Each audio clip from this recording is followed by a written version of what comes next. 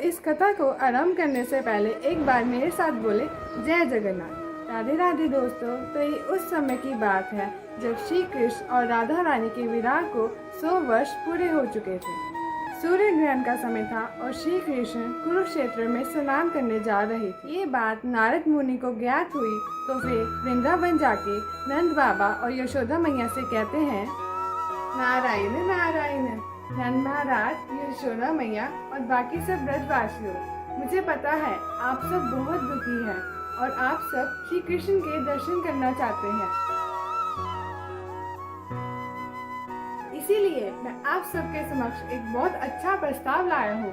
वो ये है कि श्री कृष्ण अपने महारानियों के साथ और बलराम दाऊ और सुभद्रा महारानी के साथ कुरुक्षेत्र पधार रहे हैं। तो आप सब वहाँ जाकर श्री कृष्ण के दर्शन कर सकते हैं। द्वारका यहाँ से बहुत दूर है, किंतु कुरुक्षेत्र यहाँ ही पास में है और आप सब वहाँ जाकर श्री कृष्ण से मिल सकते हैं। नारायण नारायण। नंद महाराज इस प्रस्ताव से राजी होते हैं और मैया यशोदा और बाकी ब्रजवासियों को लेके वो कुरुक्षेत्र चले जाते हैं। स्नान करने के दूसरे दिन सारी रानियां अपने अपने ताबू में थी। तब माता रुक्मिणी और माता सत्यभामा, माता रोहिणी जो कि बलराम दाऊ की माता है, उनसे पूछते हैं, हे मैया, आप वृंदावन में श्री कृष्ण के साथ 11 वर्ष रही और हमसे विवाह हुआ उन्हें 50 से अधिक वर्ष हो चुके हैं। लेकिन माता, आज भी जब रात को द्वारकाधीश सोते हैं तो वे ये नींद में यही कहते हैं, हे राधे राधे राधे हो तुम। और ये भी कहते हैं, मैया भूख लगी है, माखन खिला दो ना। माता, हमें बताइए, ये राधा और ब्रज की बाकी सभी गोपियाँ ये कौन है? और क्यों उन्हें छोड़ने के पश्चात भी श्री कृष्ण उनका ही नाम लेते हैं, हमारा नहीं।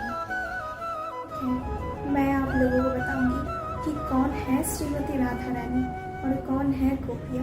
परंतु ये कहानी कृष्ण और बलराम नहीं सुननी चाहिए, क्योंकि अगर वो ये कहानी सुनेंगे वो खुद को संभाल नहीं पाएंगे। तो हम नरंजी सुभद्रा को द्वारपाल बना देते हैं, वही ध्यान रखेंगे कि वो दोनों यहाँ ना आए।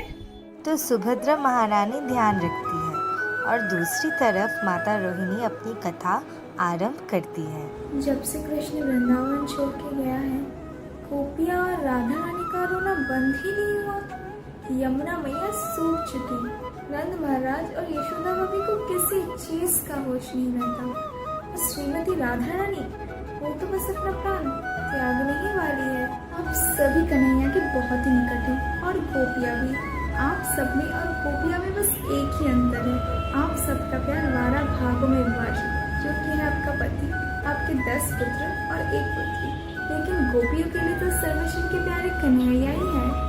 आप सब कान्हा को विभिन्न रूप से देखते हैं, जो कि कभी द्वारकाधीश है, कभी राजा है, कभी पिता है, तो कभी पति है।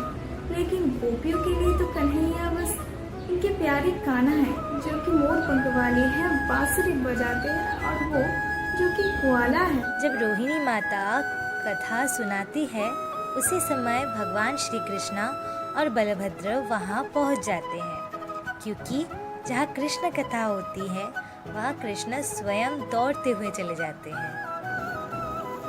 सुभद्रे, मेरी प्यारी बहना, हमें भीतर जाने दो। नहीं नहीं भ्राता, आप अंदर नहीं जा सकते। रोहिणी माता अंदर कथा सुना रही है और आप दोनों का वहाँ जाना मना है। हमें भीतर जाने दो ना सुभद्रे। वादा करते हैं इस पूरे कुरुक्षेत्र की सबसे सुंदर झुमके तुम्हारे लिए लेके आएंगे। और क्यों ना लाए, बहन किसकी है? सबसे अधिक सुंदर हो तुम। इस पूरे संसार में तुमसे अधिक सुंदर कोई नहीं है। कितना प्यारा मुख है तुम्हारा, आए हाय। ठीक है, बस ज्यादा मक्खन मत लगाइए। मैं आपको अंदर तो जाने दे नहीं सकती, पर आप दोनों दीवार पर कान लगाकर सुन सकते हैं। तो भगवान श्री कृष्णा रोहिणी माता की पूरी कथा सुनते हैं और वो बहुत ही ज्यादा चौंक जाते हैं कि कैसे ब्रजवासी उनके जाने के बाद अपना जीवन जी रहे थे और वो सब कृष्णा वियोग में कैसे पागल हो गए थे। ये सब सुन के भगवान के आँख बड़े बड़े हो गए। उनके हाथ, पैर और कान शरीर के अंदर चले गए। भगवान का प्रेममय करुणामय रूप हो गया। नारायण नारायण। प्रभु, मुझे आपके इस अद्भुत रूप के दर्शन हुए हैं। मैं चाहता हूँ कि सभी आपके इस रूप का दर्शन करें। तथास्तु।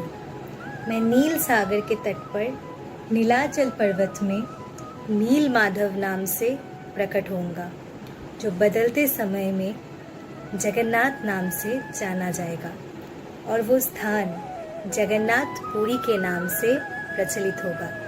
नारायण नारायण। आप धन्य हैं प्रभु।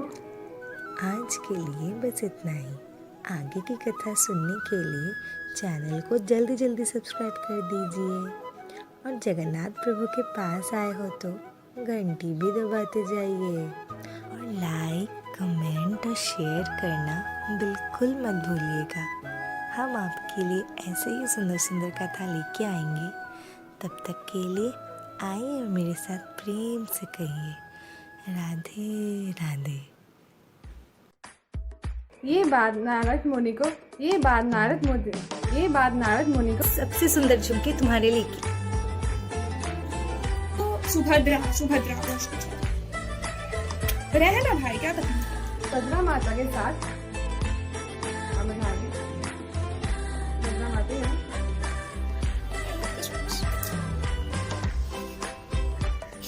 Just a second. इस पूरे